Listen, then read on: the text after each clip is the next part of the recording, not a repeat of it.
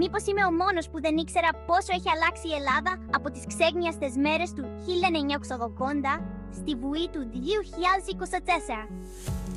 Το 1980 η Ελλάδα ήταν ένα πολύχρωμο μοσαϊκό από ζωντανές παραδόσεις και ισχυρούς δεσμούς κοινότητας.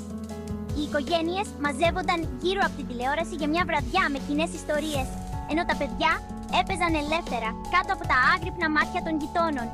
Ήταν μια εποχή που οι αξίες δεν διδάσκονταν απλώς, αλλά βιώνονταν καθημερινά.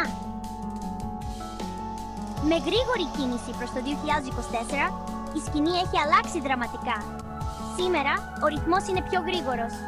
Οι γονείς ανησυχούν συχνά περισσότερο για το πού θα αφήσουν τα παιδιά τους για το Σαββατοκύριακο, παρά για το να τους εμφυσίσουν τις αξίες της αγάπης και της αξιοπρέπειας. Είναι ένας κόσμος όπου οι ψηφιακές οθόνες είναι οι νέες παιδικές χαρές και ο ποιοτικός χρόνος είναι συχνά απλώς ένα σχέδιο για την επόμενη απόδραση.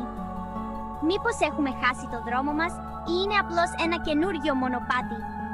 Καθώς πλοηγούμαστε σε αυτό το ταχαίως μεταβαλλόμενο τοπίο, είναι σημαντικό να αναλογιστούμε τι κάνει πραγματικά τη ζωή μας πλούσια και ουσιαστική.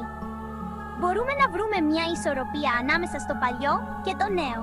Μήπως η ουσία αυτού που υπήρχε κάποτε θα μας γλιστρήσει μέσα από τα δάχτυλα σαν κόκκι άμμου? Ας αφιερώσουμε μια στιγμή για να θυμηθούμε, να μάθουμε και ίσως να ανακαλύψουμε ξανά την καρδιά της Ελλάδας.